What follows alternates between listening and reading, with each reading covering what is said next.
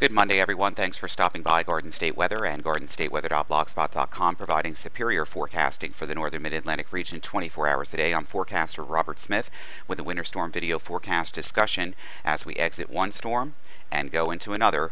This is a convoluted, complex situation going forward for Tuesday through Thursday morning, and we'll break down the models and where we're going here in the forecast. Obviously, we'll go through the near term a lot quicker this morning, and the short term, which is our forecast period in question for Tuesday through Thursday, in just a moment with finer detail. Here's our Mesonet graphical 24-hour snow totals here. Obviously, everything panned out across New Jersey down through Philadelphia, where we were forecasting generally 2 to 4 inches of snow. The problem came in around Long Island. The National Weather Service noted this yesterday, and the mesoscale analysis also showed a lot more frontogenetic forcing at 850 millibars here. This increased the snow totals to 5, 6, 7, even 8 inches across this region here, and that caused the National Weather Service in New York City and Upton to raise the winter weather advisory flags into winter storm warnings right around the 4 o'clock hour or so. Meanwhile, interior locations here received anywhere from 2 to 4 inches of snow. And there was a considerable amount of ice here through the I-95 corridor down through the Delmarva region, where Kent and Queens Anne County in Maryland and Delaware proper reported lots of homes and businesses without power, as they received generally between a quarter to a third of an inch of ice across the region. Parts of Kent County had about 1,200 customers without power in central Kent County, and also areas here in Queens Anne County in Maryland here had about 2,400 homes and businesses without power, and that's being restored this morning. Observational stations at 10 a.m. this morning were showing generally lots of low clouds around the region. There's also some precipitation falling from these clouds in the Poconos and into northwestern New Jersey, especially around Sussex, with mixed precipitation as a shortwave max runs through the region. Temperatures are generally anywhere from the upper 20s to low and mid 30s. Mid and upper 30s the further south and west you go. Skies break for clearing the further south and west you go. The story now is the west and northwest winds at 24 howling in at 30-35 miles per hour at times, and these winds are increasing, making the wind chill values outside once again into the low and mid 20s this morning. Doppler radar hygrometeor classification showing the snow flurries and dry ice crystals moving from northwest to southeast in this continual flow as the trough axis now makes its way off the east coast. 500 millibar analysis and water vapor showing the vortmax is now working their way from the Ohio River Valley to the east coast this morning, and this is in a downslope flow. This is producing some rising motion to the air, and hence the northwesterly flow, and hence the snow shower plumes and flurries racing southeast across the region this morning. Watches, warnings, and advisory. Small craft conditions remain on the waters through tonight. Gusty westerly wind, 35 knots, 34-35 knots possible around midday. That's already increasing. And gale force gust being frequent enough to need a warning at this time. Not so confident on that. High pressure will be building into the region overnight. Winds will diminish, and the seas will be between 3 and 6 feet. No marine headlines for tomorrow. Then Tuesday night and Wednesday, small craft advisories may be necessary due to gusty south to southwest winds. Wednesday night through Thursday night, small craft advisories needed again due to gusty northwesterly winds. Friday, no headlines at this time. On the aviational weather deck today, we basically have VFR ceilings overall, scattering out with time. A few snow showers near Allentown and Trenton, reducing some visibilities. We had some light snow in Sussex. We have some light snow right now in Mount Pocono across the region. The story here is the northwesterly winds increasing from 10 to 15 knots, gusts to beyond 25 knots during this afternoon. Tonight, VFR northwest winds diminished better than 10 knots or less by evening. Tuesday, conditions lowering to MVFR and IFR in the afternoon as snow and sleet build into the region. Tuesday night, MVFR and IFR conditions with a wintry mix of precipitation, changing to rain from south to north. The rain may be moderate to heavy at times. Low-level wind shear is possible due to the southwesterly low-level jet that is forecast to develop overhead.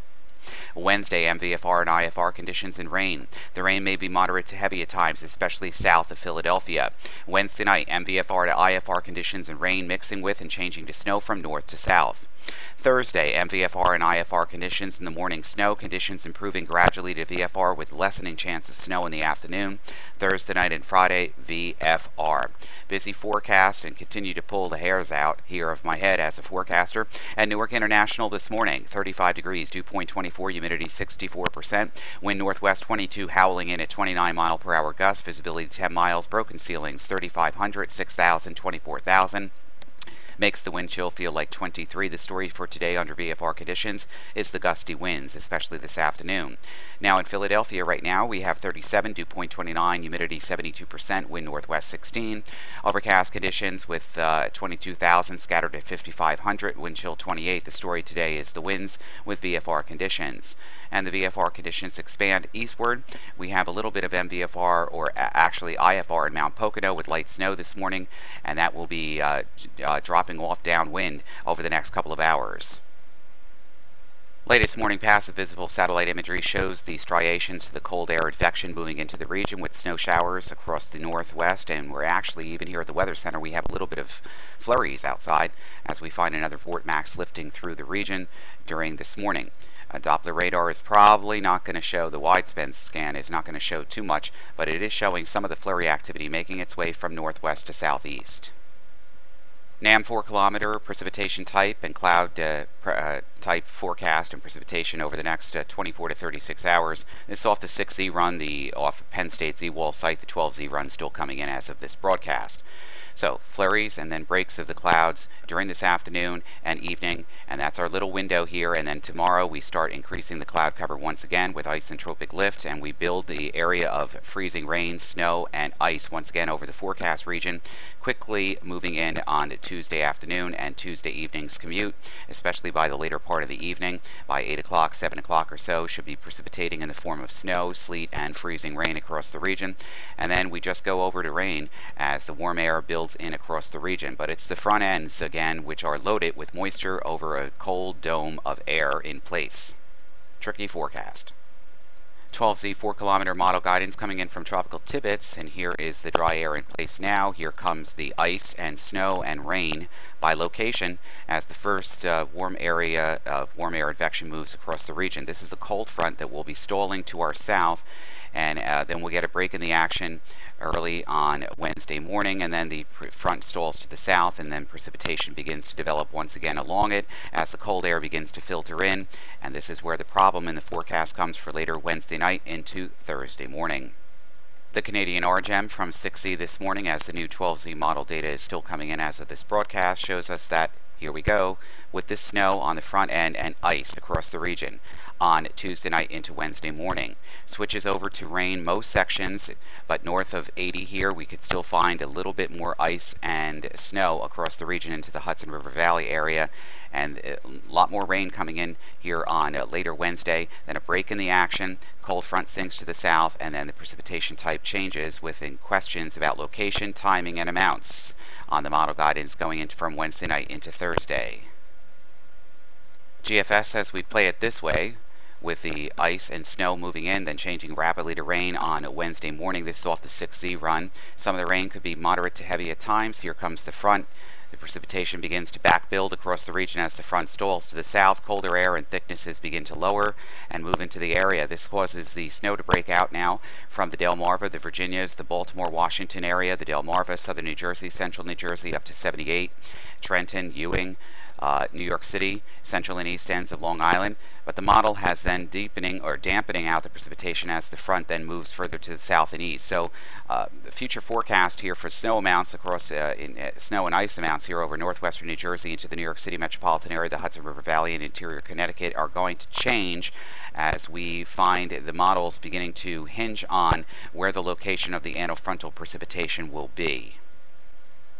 Now, I certainly know firsthand there's been a lot of questions in regards to the National Weather Service in Upton, New York. Yesterday they had amounts earlier in the morning of 2 to 4 inches. They wound up with 4 to 8 inches across the region as they changed the snow totals at 3:40 in the afternoon. But that's because in the mesoscale, we're finding where the warming and the lifting is going. The warm front never came through, but the isentropic lift in front of genetic forcing did produce the snow. It just accumulated faster at about an inch an hour over this region for a couple of hours, and that's the reason why the snow totals in these locations in Fairfield County and East were so much higher than previously forecasted. And this is something that you really can't figure out in the short term until you're actually involved with the situation, until everything is actually ongoing. So this is right now the preliminary forecast from the National Weather Service in New York City through 7 a.m. on Wednesday. And this is the period where we're going to find anywhere from 1 to 2 inches of snow. Again, I caution you that this is preliminary, and this will likely change in time as well. 2 to 3 inches up the Hudson River Valley into interior Connecticut as well. This here is the latest graphic from the National Weather Service in Mount Holly through 1 a.m. on Wednesday morning, with anywhere from 2 to 3 inches across Warren and Sussex County back into the northeastern Pennsylvania Pocono region. Lesser amounts here along Route 80 and south of Route 80 with 1 to 2 inches. The further south you go, less than an inch. Again, these are preliminary amounts through Wednesday morning. This does not include the precipitation changeover on Wednesday night through Thursday morning from any or either of these offices. Want to focus on the 850 millibar temperatures going forward here. This is where the importance comes in. Here's the cold air that's locked in place, sub-freezing temperatures here, continuing at 850 millibars. Now notice as the high moves off the coast, we have a return southwesterly flow on Tuesday afternoon, but we're already still below freezing as the precipitation is ongoing. But we have a rapid warm-up above freezing at 850 millibars, changing the precipitation type to rain. But on the onset, with snowpack and also a colder dome in place, ice will be the result, especially earlier Tuesday afternoon and through Tuesday night before the warm air takes place. Now this is where things get interesting, because the cold air is back building in again with another Arctic boundary coming through on Wednesday night and Thursday with our antifrontal precipitation that's beginning to take place across the regions here from the Tennessee River Valley through New Jersey and New York City and Long Island. Determined by the amount of cold air back building and where the boundary lies here, the surface boundary and the waves of low pressure will determine how quickly the precipitation changes back to snow and the forecasted snowfall totals that are anticipated for that period. So it's a back and forth wash here as we go through the next 48 to 72 hours. It's just going to be a continuous invasion of cold Arctic air through the region for the next 2 weeks. And by the time we get to around the 15th of March, that's where temperatures will likely spike again into the 50s, the 40s. And it's going to take a while for this to happen because we're just going to have Arctic air masses building in across the forecast region. And as you can see, by the time we get to the 15th, temperatures getting back into the 50s, which is probably closer to normal by this time of March. And that will last for a little while, but still, we're not going to break out of this cold pattern anytime soon, at least not for the next couple of weeks. Basic consensus in the 500 millibar height anomalies through about the 15th of the month, the halfway mark of March here, still shows the trough axis in the east, with the exception, still a trough axis on the CMC model as well. GFS, European, you get the idea here. Stormier and colder times are still in place. European 500 millibar height anomalies here from the European model guidance. Here's that little bit of warming with the rain, snow, ice situation coming up this week. Then the trough builds back into the east with below normal heights, below normal temperatures, once again shoving its way down through the southeastern Canadian regions all the way to the northern mid-Atlantic region. And we get more of a little bit of a zonal break here, and here comes the trough axis building back in again by March 10th. And it somewhat stays with us right through the exit part of Thursday the 12th of March, and then high pressure eventually will begin to win out, spreading its ridge axis further east. But in time, this is all going to take place over a slower period of time.